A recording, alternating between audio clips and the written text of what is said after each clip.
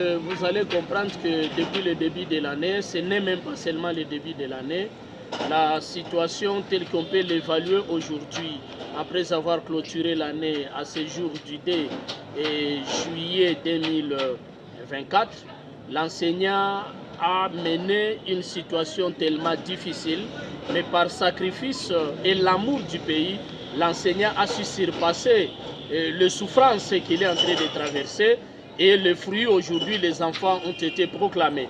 Et donc, du point de vue pédagogique, en passant par l'évaluation, l'enseignant a respecté le calendrier scolaire qui a été édité par l'autorité de tutelle. Depuis le début jusqu'à la fin, cette fois-ci, il n'y avait pas eu de mouvement de grève par-ci par-là, parce qu'il y avait une convention selon laquelle l'enseignant devrait créer un climat de paix dans le milieu scolaire.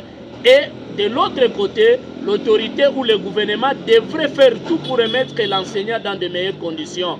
Chose grave, l'enseignant a fait sa part, mais le gouvernement n'a pas respecté ce à quoi il s'était engagé. Et donc, en déplaise aux autorités de la République démocratique du Congo, l'enseignant congolais qui a accepté de terminer cette année scolaire, je ne le vois pas commencer l'année scolaire si on ne lui remet pas dans de meilleures conditions. Et donc, le gouvernement doit prendre ses responsabilités. À ce qui concerne nos écoles protestantes, nous avions fait notre tour de rôle. Nous avions compris que toutes les écoles ont proclamé. Nous disons grand merci à l'autorité provinciale de l'EPST Nord Kivu 1 qui s'est forcée et les écoles ont proclamé en grande partie avec des bulletins scolaires. Néanmoins, ces bulletins ont fait souffrir encore l'enseignant une fois de plus parce que les bulletins qu'on nous a envoyés ne sont pas conformes aux bulletins avec lesquels on a commencé l'année. Et donc l'enseignant a été obligé de faire un travail doublement qu'il devrait travailler une seule journée.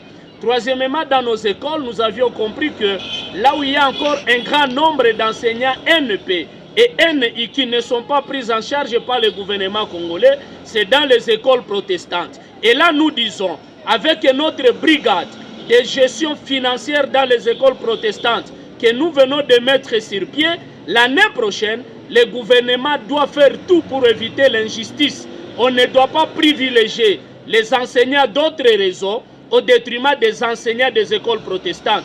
Et donc la justice doit nous caractériser parce que je me pose la question, cet enseignant NI, NP de l'école secondaire et de l'école primaire qui doit rester chez lui pendant cette période de vacances sans même un sou et il doit attendre encore le mois de septembre. Ça pose un problème et c'est inacceptable. Donc le gouvernement doit fournir d'efforts pour résoudre ces problèmes, non seulement des enseignants des écoles protestantes dont nous avions identifié un grand nombre, mais de tous les enseignants en général, parce que la vie de l'enseignant mérite une attention particulière, comme le président de la Chambre haute, le président du Parlement l'avait signifié dans sa lettre, en réponse de la lettre du collectif, que le cri d'alarme des enseignants attire son attention. Nous pensons que dans le budget 2024-2025, on doit placer l'enseignant au centre des décisions. Donc voilà, nous faisons appel à tous les députés qui ont été élus dans la province du Nord Kivu, qu'ils puissent batailler fort pour remettre l'enseignant du Nord Kivu, l'enseignant des écoles protestantes, dans des conditions meilleures et dans la même logique que toutes les autres provinces. Voilà ce que nous pouvons dire en termes d'évaluation, mais le reste, la proclamation, les infos ont été proclamés, le programme a été exécuté en bonne et due forme, et donc nous sommes conscients, nous comme enseignants, d'avoir terminé le programme, même à 98%, tel que cela a été édité par le ministère des tutelles.